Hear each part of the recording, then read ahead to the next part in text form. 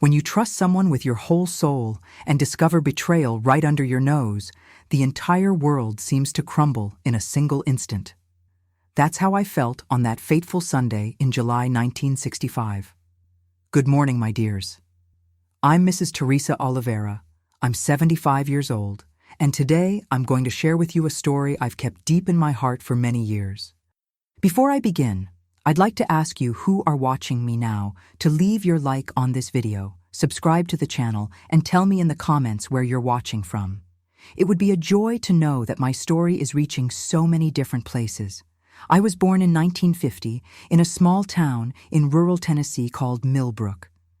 A town so small that everybody knew everybody. The windows had eyes and the walls had ears, as we used to say back then. I married at 19 to Anthony, a young man who worked at the town bank and who all the girls swooned over when he passed by. Tall, with black hair, neatly combed, and a smile that lit up any room. I remember our wedding as if it were yesterday. My dress was sewn by my mother with delicate white fabric that my father bought in Nashville after months of saving. The church was all decorated with wildflowers that my cousins picked on the morning of the wedding. In the first years, we lived in a dream. We built our simple but cozy little house with a backyard where I planted my vegetables and flowers. Soon came the children, first Joseph, then Marianne, and finally little Robert. 3 children to raise and a house to care for, but still I worked at the only textile mill in town. It was hard work, but it gave me a little money that helped with expenses and allowed me to have some independence, something rare for women of that era. It was at the mill that I met Margaret, or rather, reconnected with her. We had been friends since elementary school, but lost touch when she moved to Nashville. When she returned married years later, it was as if time hadn't passed. We worked side by side at the machines, shared lunch, told secrets, showed photos of our children. Margaret became my confidant, that person to whom I told everything. Absolutely everything. She knew every detail of my life, every dream, every frustration. Anthony and her husband Sebastian also got along well. On Sundays off, the families would gather for long lunches in my backyard or hers. The children played together while we adults talked about life, about plans for the future, about the town's problems. They were simple moments, but they brought me genuine happiness. I really believed I had built a perfect life. Work at the mill was exhausting. We spent the entire day standing amid the deafening noise of the machines, breathing in fabric dust, with our hands always hurt and calloused. But there was solidarity among us women. We helped each other, shared pains and joys. And at the center of that support network was Margaret, always smiling, always willing to extend a hand when someone needed it. When Robert, my youngest, got sick with pneumonia and I needed to miss work for a week, it was Margaret who offered to cover my shift so I wouldn't lose my job. When Anthony was promoted at the bank and we had a small celebration, it was Margaret who helped prepare everything, who decorated the house with colored crepe paper and made that cornbread cake that was her specialty. When I needed someone to vent to about difficulties in marriage, the small disagreements, the unmet expectations, it was on Margaret's shoulder that I cried. My life followed its normal course, with the joys and difficulties typical of a woman in the 60s, until I began to notice small changes in Anthony's behavior. At first, they were subtle things, so small that I almost doubted what I saw. A shirt with a different perfume, a discreet lipstick stain on his collar that he said was from an elderly lady at the bank who always greeted him with a kiss. Money that disappeared without explanation. Phone calls that he answered quickly and soon hung up when I entered the room. But what really began to intrigue me was the Sunday ritual. After lunch, invariably, Anthony would say he was tired from the week at the bank and needed to sleep deeply. He insisted that I visit my mother or my sisters so the house would be quiet for his rest. At first, I saw nothing wrong with that. After all, work at the bank was stressful and everyone needs moments of rest.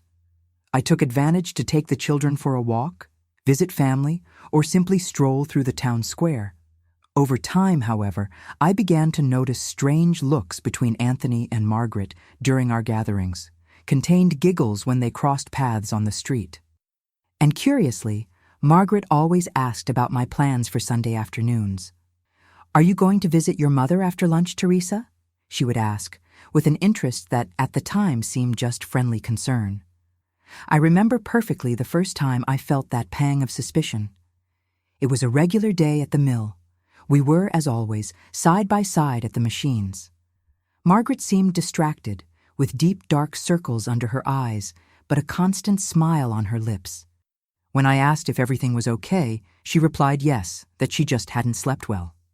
Spent Sunday afternoon at home alone. Sebastian went fishing with friends. "I was just thinking about life, that's all," she said. But that same morning earlier, Sebastian had stopped by the mill to bring the lunch she had forgotten at home, and excitedly commented about the football game he had watched with friends on Sunday afternoon at George's house. He said nothing about fishing. It was a small contradiction that could have been just a misunderstanding, but something inside me set off an alert. From there, I began to pay more attention. I noticed how Margaret became agitated on Fridays, talking about weekend plans. How she always showed up with something new on Mondays: lipstick, a scarf, a pair of earrings, small gifts she said she bought for herself because every woman deserves to feel beautiful. I noticed how she casually asked about Anthony's schedules, about when he would be home or at the bank. And Anthony, my Anthony, also began to act differently, more careful with his appearance, using more cologne, always checking his watch on Sundays, anxious for me to leave with the children. There was even a Sunday when he got irritated because Robert had a slight fever and I decided to stay home to care for him. "You don't need to stay, Teresa. It's just a little fever." "Take him to your mother to care for." "You know I need to rest," he insisted with an irritation that didn't match his generally calm personality. It was that night, with Robert finally sleeping after the fever broke, that I decided I needed to know the truth. I couldn't continue living with that suspicion growing inside me like a weed, slowly suffocating all the love and trust I had built over the years. Next Sunday, I would discover what happened in my absence. Next Sunday, I would face the truth, whatever it was. And that's what I did. On the morning of that Sunday, I prepared lunch as always: roast chicken, his favorite, with stuffing, salad, and rice. The children were excited because after lunch they would go to my sister's house where they could play with their cousins. I announced as usual that I would take them and would spend the afternoon with my family. Anthony smiled, that smile that once made my heart race, and said it was a great idea, that he really needed to rest. We left after lunch, me and the 3 children. I left them at my sister's house and said I would return later to pick them up. "I'm going to stop by the church and then do some shopping at the grocery store," I explained. My sister asked no questions. We were used to this arrangement on Sundays. But instead of going to the church or the grocery store, I went around the block and returned to near my house. My heart beat so hard I could feel its pulse in my ears. My hands trembled and a cold sweat ran down my back despite the warm July day. I hid behind the large tree on the corner, from where I could see the entrance to our house without being seen. I didn't have to wait long. About 20 minutes after I left, I saw Margaret walking hurriedly down the street. She looked around, checking if there was no one watching, and then entered the gate of my house. The front door opened before she even knocked. Anthony was waiting for her. In that moment, I felt as if all the air had been sucked from my lungs. Suspicion is one thing, but confirmation is something completely different. Seeing your best friend entering your house in your husband's arms when you supposedly wouldn't be there to see it is a pain I can't describe with words. I was paralyzed for a few minutes, not knowing what to do. Part of me wanted to run home, surprise them, scream, cry, demand explanations. Another part wanted to simply leave, get the children, and never return. But there was a third part, the strongest at that moment, that needed to see with my own eyes. I needed to be absolutely sure before making any decision that would forever change my life and that of my children. I approached the window with silent steps, as if my own feet understood the gravity of the moment. What I saw through that window, hazed by time, was etched in my memory like a photograph that never yellows. There in the living room of my own house, Margaret was in Anthony's arms. It wasn't a hug of friends, nor comfort for some sadness. They were kissing with an intimacy that can only exist between people who have shared this kind of affection for a long time. The coffee table that I had bought with so much sacrifice, saving penny by penny from my mill salary, was covered with a tablecloth I had embroidered myself. On top of it, 2 wine glasses. The wine we saved for special occasions that Anthony said was too expensive to consume regularly. Beside it, a plate with those cinnamon cookies that only Margaret knew how to make, the same ones she brought for our lunches at the mill and that I praised so much. I felt my legs weaken and needed to lean against the wall to avoid falling. The sensation was of watching a movie about someone else's life. How could it be my life, my house, my husband, and my best friend in that scene that shattered my heart into 1,000 pieces? The room was exactly as I had left it, except for one detail. The portrait from our wedding, which always sat on the sideboard, was turned face down. That hit me like a slap. They couldn't look at our photo while they gave themselves to that forbidden encounter. At least that minimum of shame remained. I stayed paralyzed, watching long enough to hear fragments of their conversation. They talked about me, about how I was naive, about how easy it was to deceive me for so long. Margaret laughed as she told how I had vented to her about my insecurities in marriage, never suspecting she was the cause of them. Anthony commented on how I never questioned his deep Sunday sleeps, how I was so predictable in my routines. "She never suspected?" asked Margaret, nestled in his chest, the same chest where I rested my head on the rare nights when Anthony still showed me affection. "Teresa? Never.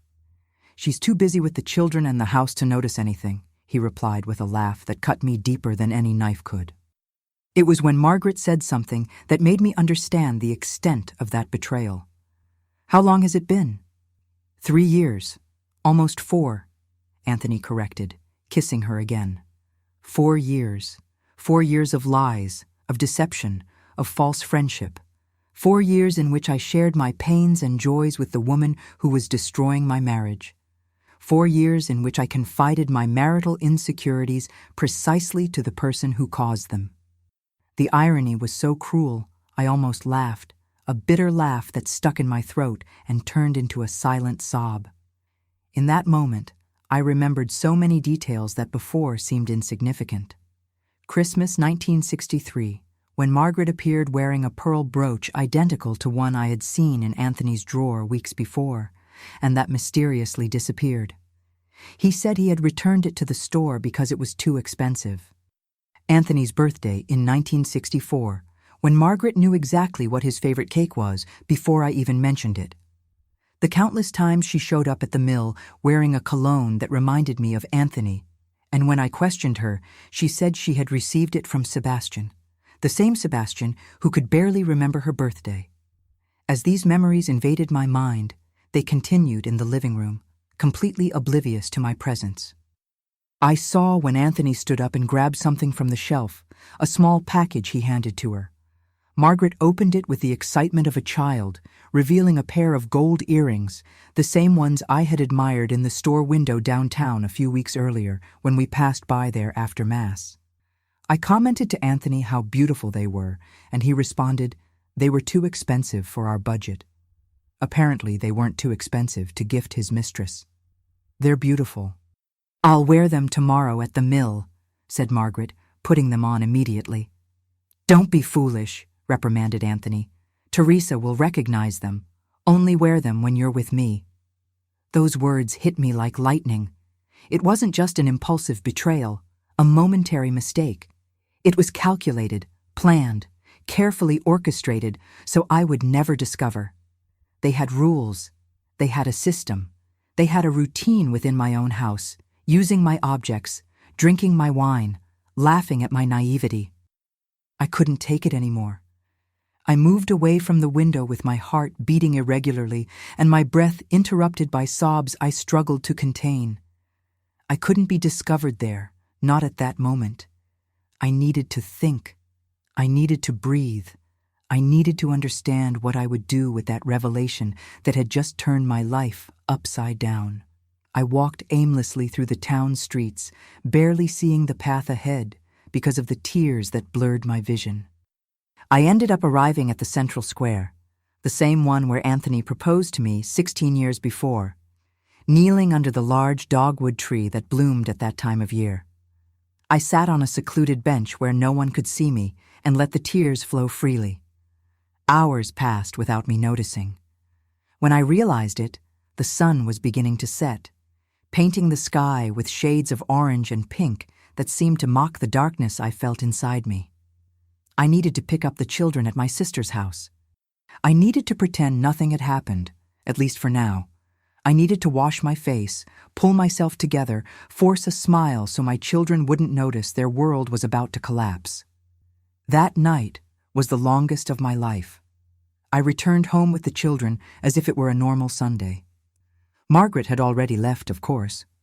Anthony was sitting in the living room armchair, reading the newspaper with a serene expression, as if nothing had happened, as if he hadn't just betrayed the trust and love of the woman who swore to respect until death separated them.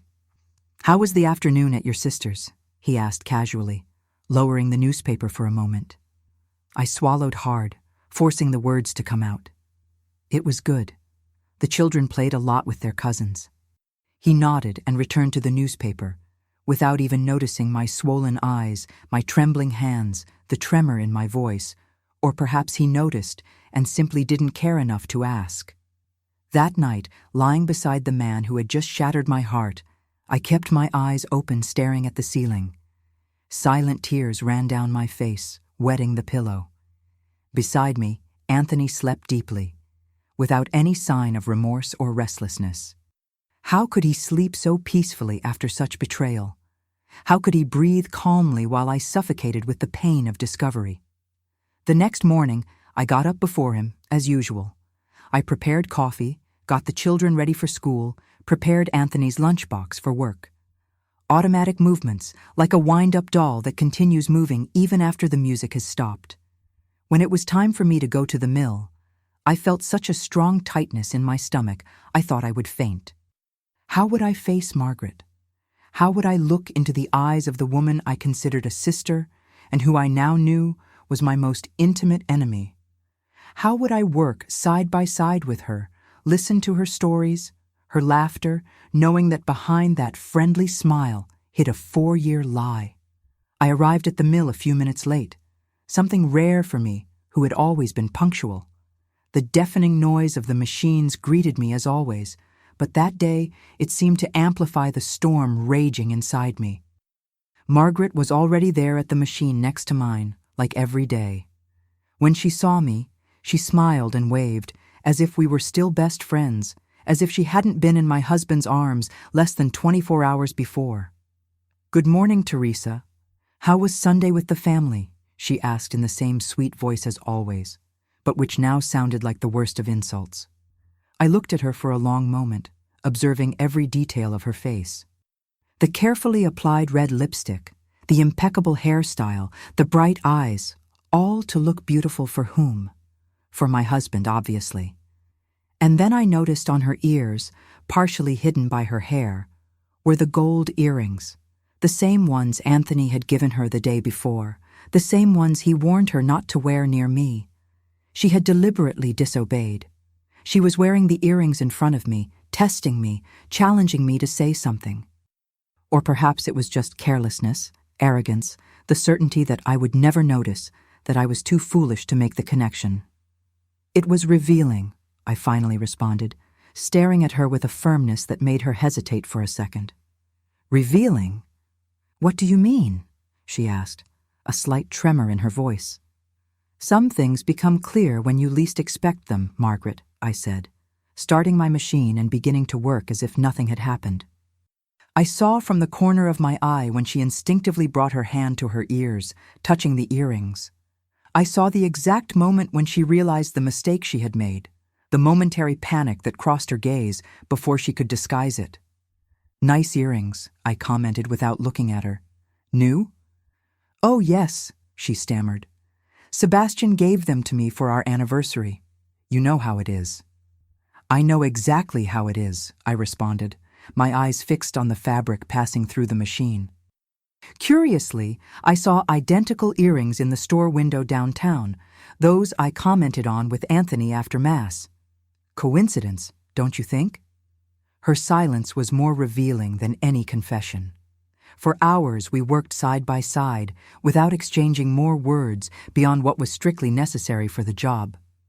The air between us was charged with tension, with unspoken truths, with exposed betrayals without needing direct confrontations. At lunchtime, instead of sitting with Margaret and the other women, as I always did, I chose a secluded bench in the mill courtyard. I needed space to think, to breathe, to decide what I would do with that truth that now weighed on my shoulders. It didn't take long for Margaret to come to me, sitting beside me uninvited. Her face was pale, her hands trembled slightly as she held her lunchbox. "Teresa, we need to talk," she said in a low voice, looking around to make sure no one would hear us. "About what?" I asked, keeping my voice firm despite the whirlwind of emotions consuming me inside. You know, don't you?" she murmured, her voice almost disappearing. I looked directly into her eyes, the same eyes that so many times looked at me with false compassion while I vented about my marital insecurities. "I know many things, Margaret. I know that true friendship doesn't exist in this town. I know that trust is a rare coin and that I spent mine on the wrong people. And I know you're wearing earrings my husband bought for you with money that could be feeding his children." Her eyes widened, and she almost dropped her lunchbox. "Teresa, I can explain." "Explain what?" "How you two laughed at my naivety yesterday afternoon in my own living room, drinking my wine?" Margaret's face lost all color, as if she had seen a ghost. And perhaps she had indeed seen the ghost of the friendship she murdered with her own hands. Her lips trembled, trying to form words that wouldn't come. You were there? You saw?" she finally whispered, her voice so low it was almost swallowed by the noise of the mill around us. I didn't respond immediately. I let the weight of silence speak for me. I let her feel at least a fraction of the anguish I felt. I watched as tears began to form in the corners of her eyes. Tears of regret or just fear of being discovered? I would never know. "What do you expect me to say now, Margaret? That it's okay? That I understand? That I forgive?" "It didn't happen like you think," she began, the words coming out stumbling. "In the beginning, it was just conversation. Anthony felt lonely. He said you didn't understand him, that you were always busy with the children. Those words hit me like stones. So it was my fault for being busy caring for the children I had with him? For working at the mill to help with household expenses that we built together?" "Spare me your excuses," I cut in, keeping my voice low but firm. 4 years, Margaret. 4 years of lies. While you hugged me with one arm, with the other you hugged my husband behind my back. She lowered her eyes, unable to sustain my gaze. What are you going to do?" The question hung in the air between us. What would I do? A question I had been asking myself since the moment I saw the two of them together in my living room. What does a 35-year-old woman do with 3 children to raise without her own resources beyond a mill worker's salary in a small town in the 60s when she discovers she's been betrayed by her husband and best friend? "I don't know yet," I responded honestly. "But you and I are done. The machine next to mine is vacant starting today. Request a transfer to another sector or find another job because I won't be able to look at you every day without feeling disgust." I stood up, leaving her sitting alone on the courtyard bench, with tears now flowing freely down her face. I felt no pity, no remorse. At that moment, I only felt an enormous void where once existed a friendship I considered unshakable. I returned to my machine before the break ended, ignoring the curious looks from the other women who certainly noticed the scene in the courtyard. Margaret didn't return to work that afternoon. She sent a message through another worker saying she was feeling ill and needed to go home. Cowardly to the end. Upon returning home that day, I found Anthony in the living room, reading the newspaper as if it were just another ordinary day. He briefly raised his eyes when I entered, threw me a casual good afternoon, and returned to his reading, as if he hadn't spent Sunday afternoon in my best friend's arms in that same armchair. That night, after the children slept, I confronted him. I didn't scream, didn't cry, didn't make a scene. I simply said, "I know about you and Margaret." He slowly lowered the newspaper, his eyes fixed on mine, looking for some sign of doubt or hesitation. He found none. "What are you talking about, Teresa?" he tried, but his voice already revealed he knew exactly what I was talking about. "Sunday, I came back. I saw you two in our living room, heard your conversation. 4 years, Anthony. 4 years of lies." His face changed. The mask of innocence fell, revealing first surprise, then irritation. No trace of regret. "And what are you going to do?" he asked with the same arrogance of someone who knows they hold all the cards. The same question Margaret had asked hours before. What would I do? In Millbrook in 1965, a separated woman was a marked woman. A shame to the family, target of gossip, excluded from society, not to mention the practical difficulties. How would I support 3 children alone on my millworker's salary?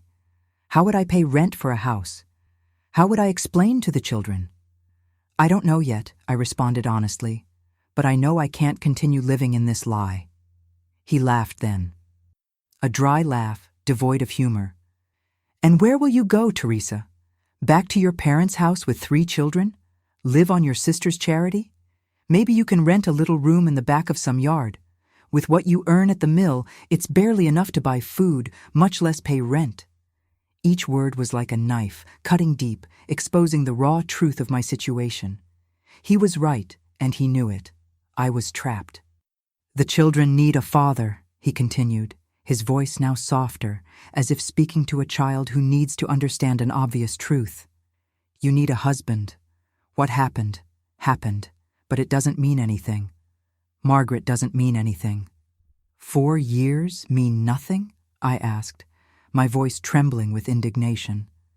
He shrugged, as if we were discussing what movie to watch at the cinema, not about the betrayal that destroyed our family. "It's what men do, Teresa. You're too naive. Ask any woman in town if her husband never had an affair. The difference is they're smart enough to pretend they don't know, not to see what's in front of their eyes. They understand how the world works." That conversation ended without resolution. Me, paralyzed by the reality of my situation. Him, secure in the certainty that I had no option but to accept and move forward. In the following weeks, I lived in a kind of limbo. I continued caring for the house, the children, working at the mill. Margaret requested a transfer to another sector, which meant we didn't need to work side by side anymore. But we still occasionally crossed paths in the hallways or cafeteria. She would lower her eyes and quickly move away, as if I were carrying some contagious disease. Anthony continued with his routine as if nothing had happened. The only difference was he no longer insisted for me to leave on Sunday afternoons. Somehow, that made everything even worse, knowing they had simply transferred their meetings to another place. Perhaps her house when Sebastian was away, or some rented room in the neighboring town. The nights were the worst. Lying beside him, separated only by inches that seemed like miles, I wondered how I had gotten to that situation, where I had gone wrong, what I could have done differently. Questions that only led me to more pain, more doubts, more sleepless nights. I began to notice pitying looks from the town women when they saw me at the market, at church, at the school door picking up the children. The whispers that abruptly ceased when I approached, the forced smiles, the superficial questions about how I was, without really wanting to hear the answer. The news had spread, as everything spreads in a small town. Everyone knew, everyone commented, and everyone waited to see what foolish Teresa would do. "Teresa, dear, you need to think about the children," said my mother when I finally gathered courage to confide in her. "A home without a father isn't a home. Anthony made a mistake, but what man doesn't make mistakes? The important thing is he supports the family, doesn't hit you, doesn't drink. But Mom, how can I continue living with a man who betrayed me with my best friend for 4 years, who laughed at me behind my back, who's only with me because he knows I have nowhere to go? She sighed, taking my hands between hers, calloused by decades of hard work. Daughter, I know it hurts. Believe me, I know. But sometimes we need to swallow our pride for the greater good. Think of Joseph, of Marianne, of little Robert. They deserve to grow up with a father, in a decent house, with food on the table. And you, what would become of you as a separated woman in this town? Doors would close, invitations would stop coming, the children would be pointed at in school. Is that what you want? I left her house with my heart even heavier. Even my own mother thought I should accept in silence, pretend I didn't know, continue living in the lie to maintain appearances. That's what was expected of a woman in the 60s, resignation, sacrifice, silence. But something inside me refused to accept. That spark of dignity, of self-love, that survived the humiliation and betrayal, began to grow. Small at first, almost imperceptible, but fed by each pitying look I received, each lonely night beside a man who didn't respect me. It was on one of those nights while staring at the bedroom ceiling that I had an idea. I couldn't change the past, couldn't undo the betrayal, but I could change my future. Not immediately, not all at once, but gradually, building a path to the independence Anthony thought impossible. At the mill, besides operating the machines, I had always had skill with sewing. My pieces were praised for their impeccable finishing, careful details. The other workers frequently asked me for help with more delicate work. You have fairy hands, Teresa, Mrs. Carmen, the supervisor, always said. You should sew on your own. You'd earn much more. At the time, I laughed and dismissed the idea. Sew on my own? Where would I get the money to buy a machine, fabrics, threads? How would I get clients? Who would care for the house and children while I sewed? But now, lying in that bed I shared with a stranger I once called husband, the idea didn't seem so absurd anymore. I began doing mental calculations. If I saved a small part of my salary each month, how long would it take to gather enough for a second-hand machine? If I took advantage of the scraps left over at the mill that were normally discarded, how much would I save on materials? If I sewed at night, after the children slept, how many pieces could I produce per week? The next morning, I woke up with a clarity I hadn't felt in weeks. I still didn't have all the answers, still didn't know exactly how I would do it, but I had a plan. A plan that would start small, grow slowly, require sacrifices and hard work, but that one day, maybe in months, maybe in years, would give me the freedom to look at Anthony and say, I don't need you anymore. That same morning, I looked for Mrs. Carmen at the mill. Do you still think I should sew on my own? I asked while we checked together the functioning of one of the machines. She smiled, her eyes shining with a wisdom that only comes with years and experiences. I do, Teresa. I always have. Your hands are a gift. It would be a waste not to use them. And do you think I could do it? She looked at me for a long moment, as if seeing beyond my words, as if understanding the real question I didn't have courage to ask.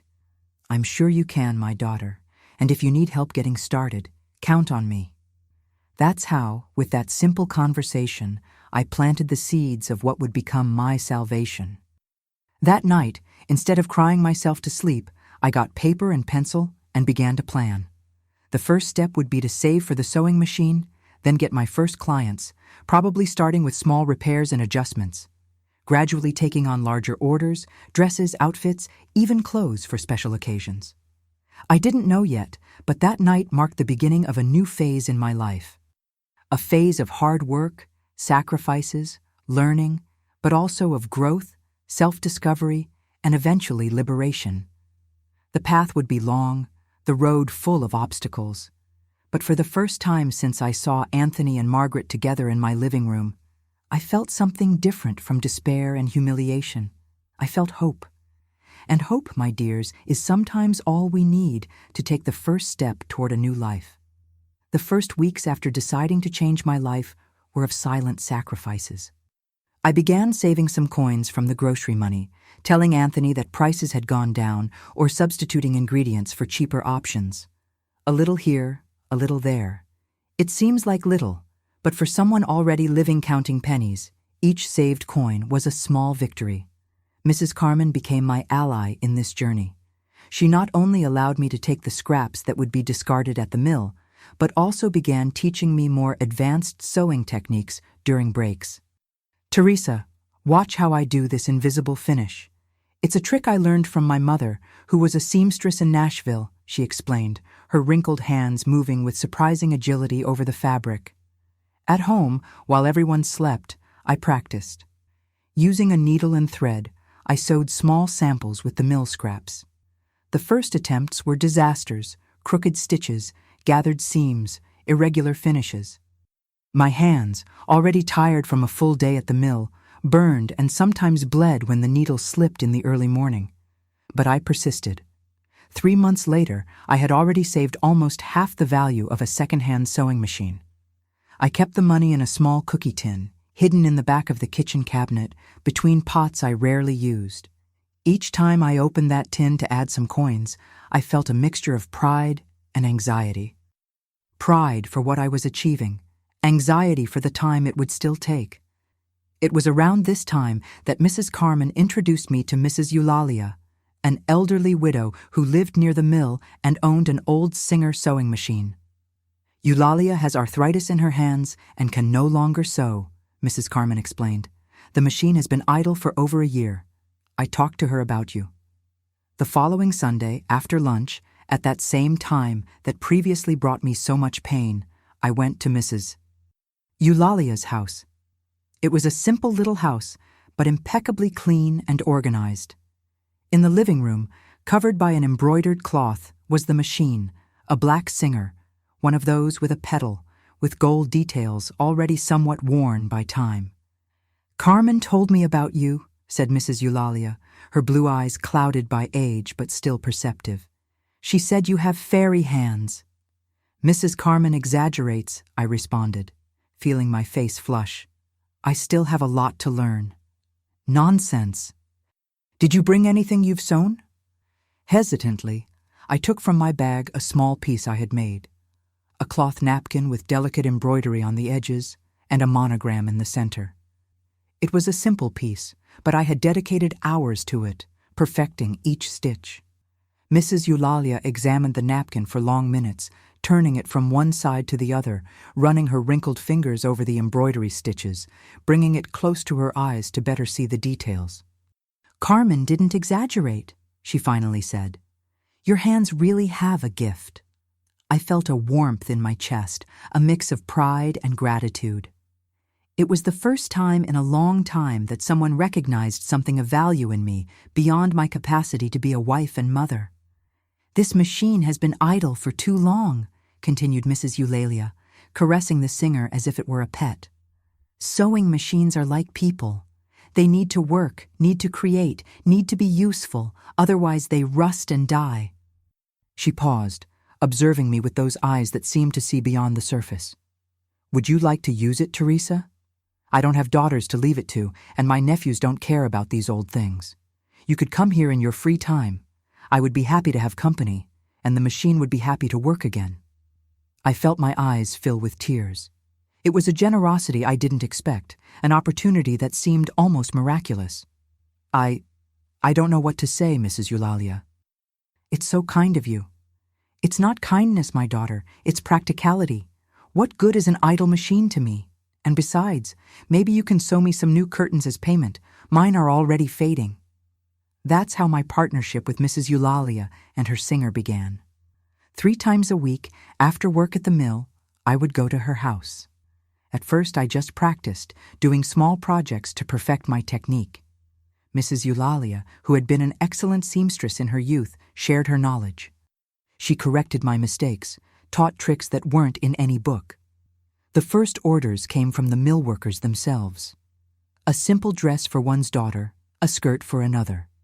Adjustments on an outfit for a third. Small jobs, modestly paid, but which gave me experience and, more importantly, confidence. Anthony noticed my absences, of course. When he asked where I was going so many afternoons, I said I was helping Mrs. Eulalia, an elderly and lonely lady who needed company. It wasn't a lie, just not the whole truth. He didn't question further. He was probably relieved that I had found something to occupy my time, something to distract me from suspicions about him and Margaret. I didn't know at that time if they were still meeting. Part of me wanted to believe that the conversation we had, the discovery of the betrayal, had put an end to that relationship. Another part, more cynical, more hurt, knew they had probably just become more careful. But surprisingly, this no longer consumed me as before. The pain was still there, the sense of betrayal, the humiliation, but now it shared space with something new. Purpose. Each stitch I made on Mrs. Eulalia's singer was a step toward my independence. Each coin I received for a completed job was a brick in building my freedom. 6 months after starting to sew at Mrs. Eulalia's house, I received my first big order, a wedding dress. The daughter of one of my clients was getting married and, having seen the work I did for her mother, wanted me to create her dress. "I don't know if I can, Mrs. Eulalia," I confessed, scared by the responsibility. "A wedding dress is different from everything I've done." "Nonsense," she replied with her usual frankness. "It's just a white dress with more ruffles. You have enough talent, and I'm here to help." For 2 months, I worked on that dress with a dedication I had never dedicated to anything before. Each stitch, each detail, each lace application was done, undone, and redone until achieving perfection. Sometimes I stayed at Mrs. Eulalia's house until late at night, returning home only when I knew everyone would already be sleeping. The result was beyond my expectations. The dress was simple but elegant. The white satin fell in soft lines. The lace applied to the bodice and sleeves created a delicate effect. The veil perfectly complemented the ensemble. When the bride tried it on for the first time and looked at herself in the mirror, her eyes shone with emotion. "It's exactly like I dreamed, Mrs. Teresa," she said, spinning to see the dress from all angles. "It looks like a dress from a magazine." When she paid me, an amount larger than any other I had received until then, she added, "I'm going to tell all my friends who are getting married to look for you. No one in Nashville would do such beautiful work." And so, word by word, client by client, my reputation began to grow. What began as small adjustment jobs transformed into regular orders for complete pieces. Soon, it wasn't just the mill workers looking for me, but their sisters, their cousins, their neighbors. Women I didn't even know began appearing at Mrs. Eulalia's house, asking for the seamstress who made Mrs. Aparecida's daughter's wedding dress. The money I earned was carefully managed.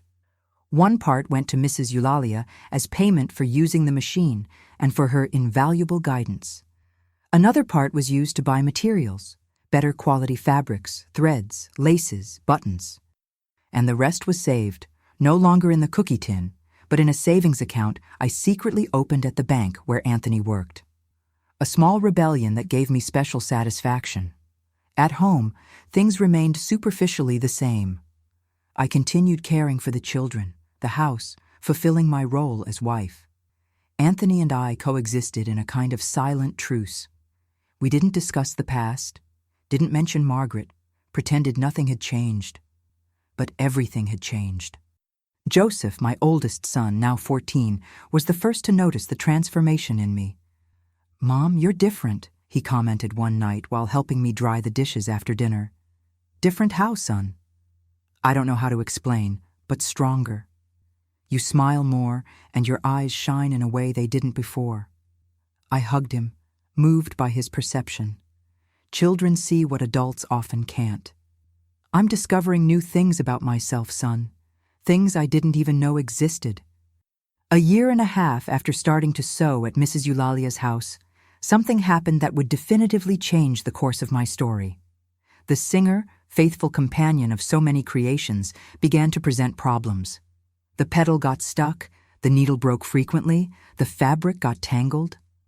"This machine has given what it had to give," sighed Mrs. Eulalia, after another frustrating afternoon trying to fix the mechanism. It's almost 30 years old, Teresa. It was my wedding present. At the time, it was the best that existed. But now, I looked at the savings account I kept in my purse.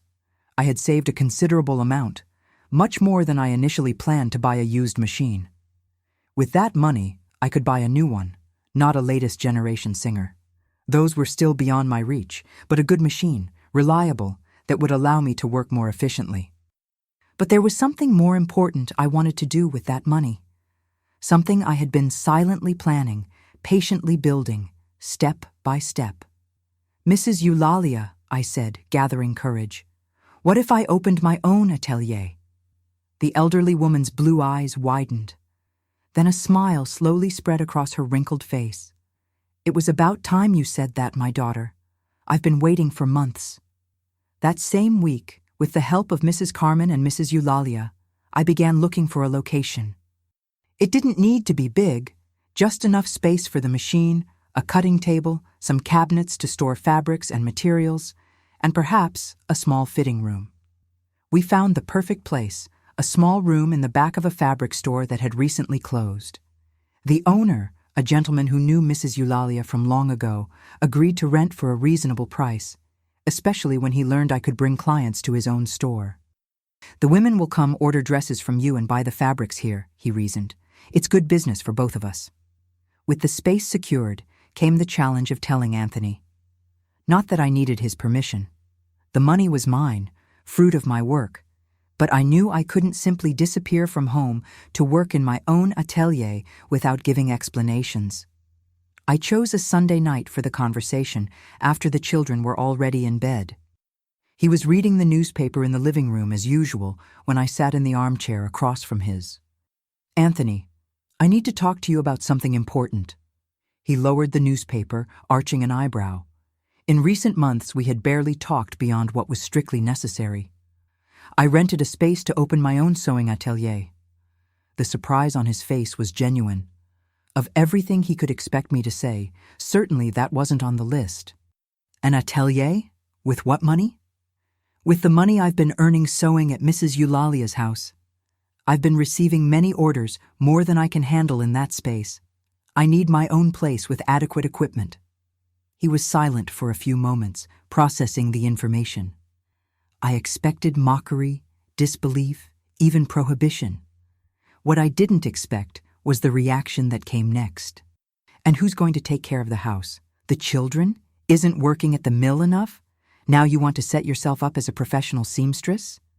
I'm leaving the mill, I responded calmly. The atelier is already earning me more than a worker's salary. And as for the house and children, I'll continue caring for them as I always have. The atelier will be open during the day while Joseph and Marianne are at school and Robert is in kindergarten. He laughed. That contemptuous laugh I already knew well. This won't work, Teresa. You have no idea what it's like to manage a business. You'll go bankrupt in less than 6 months and come crying, begging for me to pay the debts. I kept calm, determined not to let myself be shaken by his words. Maybe you're right. Maybe I'll fail, but I need to try. It's something I discovered I love doing, something I'm good at. And if it doesn't work, at least I'll have tried. He stared at me for long seconds, as if seeing me really for the first time in years. There was something in his eyes, surprise, perhaps respect, or just confusion seeing that woman he judged so predictable, so manipulable, suddenly asserting her independence. Do what you want, he finally said, raising the newspaper again. But don't come asking for my help when everything collapses. I didn't respond. I didn't need to. I knew he was wrong, knew I wouldn't fail, and more importantly, knew that even if I failed, never, ever would I ask for his help. 2 weeks later, Teresa's atelier opened its doors. It was a modest beginning, with a new machine, not the most expensive, but a reliable one. A cutting table made by the local carpenter, shelves for fabrics, and a curtain separating a small space that served as a fitting room. The first month was scary and exciting at the same time. I had clients from the time I sewed at Mrs. Eulalia's house. But would they be enough? Would I be able to pay rent, buy materials, still save some money? The answer came faster than I expected. Not only did the old clients continue looking for me, they brought friends, relatives, acquaintances. The wedding dress I had made generated other similar requests. Soon I found myself so busy I needed to hire help. First, a young woman to attend to clients and do small services. Then an apprentice to help me with simpler sewing. 6 months after opening, Teresa's atelier not only survived, it prospered. I had a loyal clientele, a reputation for quality and punctuality, and even a small ad in the local newspaper. Anthony, who initially mocked the idea, now avoided the subject. It was obvious my success bothered him. The money I brought home, much more than I ever earned at the mill, he accepted without comments, as if it were his right. As for Margaret, I learned from others that she and Sebastian had moved to another town. Some said their marriage was in crisis, others that Sebastian got a better job in Nashville. I didn't care about the truth. Margaret and her choices were no longer part of my life. What mattered was that in that small atelier on Millbrook's Main Street, a new Teresa was being born. A woman who discovered her strength, her talent, her value. A woman who, stitch by stitch, seam by seam, was rebuilding not just dresses, but her own life. The following years brought changes I could never have imagined on that Sunday afternoon when I discovered Anthony and Margaret's betrayal. My atelier not only survived, it flourished in ways that exceeded even my boldest dreams. I remember perfectly the day I realized I had truly transformed my life. It was 1968, almost 3 years after the atelier opened. A bride from a wealthy family in Nashville came especially to Millbrook to order her dress after seeing what I had created for her cousin. She arrived in a gleaming car, accompanied by her mother and 2 aunts, all elegantly dressed, with discreet but visibly expensive jewelry. "Mrs. Teresa," she said, looking around my small atelier with curiosity. "They told me your hands work magic with fabrics." I smiled, more confident than in the early days, but still surprised when such distinguished clients sought me out. "It's not magic, just hard work and love for what I do." "Whatever it is," the girl's mother intervened. "The dress you made for my niece was the most beautiful I've ever seen. And look, I've been attending weddings in Nashville for decades." They unfolded on my cutting table drawings, magazine clippings, samples of French lace, ideas for the young bride's dream dress. It was an ambitious project, much more elaborate than anything I had done before. The budget I proposed, trembling inside, fearing they would find me too expensive, was accepted without hesitation. "When can we schedule the first fitting?" asked the bride, as if there had never been any doubt I would be chosen to realize her dream. In that moment, looking at those sophisticated women from Nashville trusting me, the mill worker who reinvented herself as a seamstress, I felt a wave of gratitude and achievement I could barely contain. The path had been arduous, full of sleepless nights, fingers hurt by needles, endless calculations to make money stretch without compromising quality. But there was the proof. I had succeeded. That bride's dress opened doors I didn't even know existed. Soon other families from Nashville began looking for me. Wedding dresses, graduation outfits, bridesmaid ensembles. My order schedule, which I used to note in a simple notebook, now needed an entire book with months of advance notice. The small atelier in the back of the fabric store was no longer sufficient. In 1970, I moved to a space 3 times larger on Millbrook's Main Street. I hired 2 more seamstresses to help me, in addition to the young woman who had been working with me from the beginning. I bought more machines, professional cutting tables, fitting mannequins. The discreet sign that previously announced Teresa's atelier was replaced by an elegant facade with gold lettering. Teresa Oliveira, Haute Couture. At home, changes were also evident, though less visible to outside eyes. Joseph, now 19, had entered engineering college in Nashville, something that was only possible thanks to money from my work. Marianne, at 17, showed interest in design and frequently helped me at the atelier, drawing models that impressed even the most demanding clients. and Robert, my youngest at 15, although not interested in sewing, was proud to tell his friends that his mother dressed the most elegant women in the region. As for Anthony, our relationship had transformed into something difficult to define. We were no longer husband and wife in the true sense of the word. We were two strangers who shared a house and 3 children. He continued working at the bank, but his salary, which was once our only source of income, now represented less than half of what I brought home from the atelier. This inversion in traditional roles wasn't easy for him to accept. At first, he tried to diminish my success with depreciative comments. "It's just a phase," he would say. "Soon these Nashville women will get tired of coming to this little town and will look for seamstresses there." When it became clear my business not only persisted, but grew each month, he changed tactics. He began boasting among friends, as if my success were his merit. "I always supported Teresa," I heard him say once to a bank colleague. "I knew she had talent. It was my idea for her to open her own atelier." I could have confronted him, could have exposed his hypocrisy, but I chose silence. Not out of fear or submission like in the past, but because his words no longer had the power to hurt me. I knew the truth, and that was enough. As my financial independence grew, something inside me also changed. The hurt and humiliation I felt upon discovering the betrayal were no longer open wounds. They had scarred, leaving marks I would carry forever, but which no longer bled with each memory.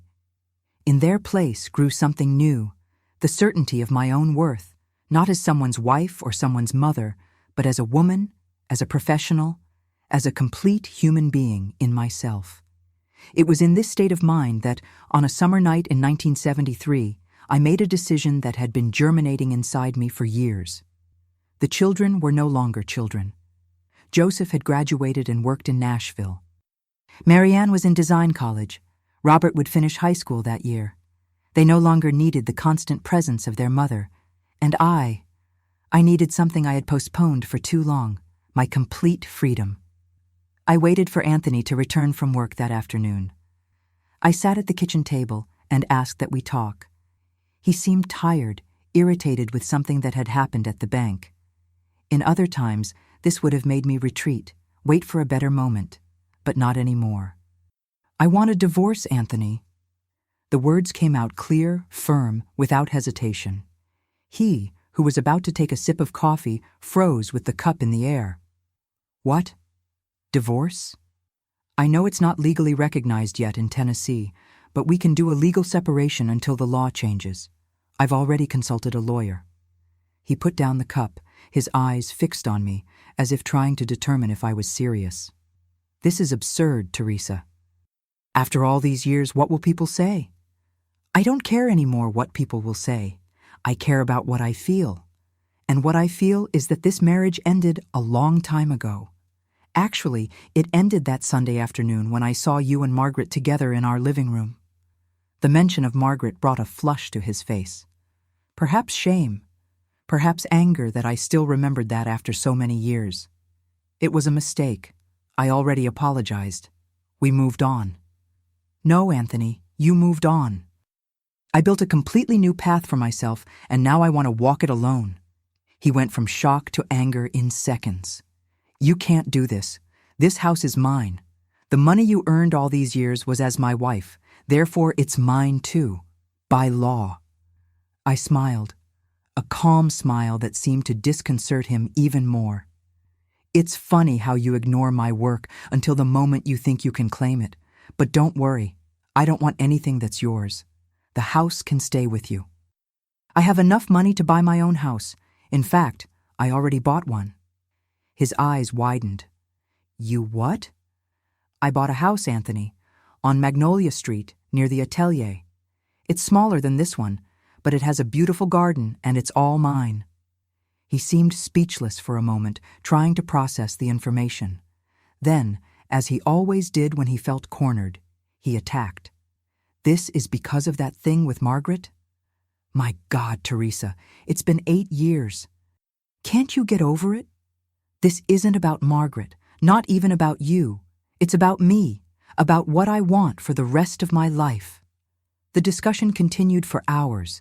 He threatened, begged, tried to make me feel guilty about the children, about his reputation in town, about throwing away so many years of marriage. But my decision was made.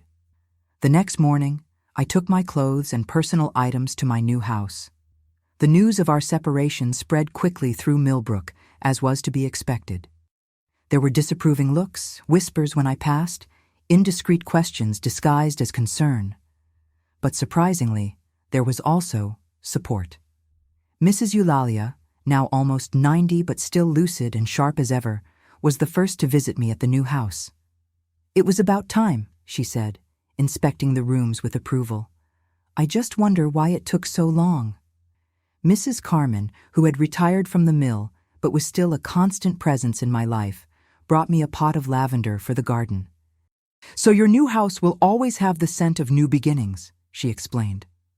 I planted that lavender in the center of the garden, and in the years that followed, whenever its perfume invaded the house on summer nights, I remembered that moment of courage and liberation. The 1970s brought not just my personal independence, but also the expansion of my professional horizons. One of my clients from Nashville, owner of a sophisticated boutique, proposed a partnership. I would create an exclusive line of dresses that would be sold in her store. "Your talent is wasted in this small town, Teresa," she said.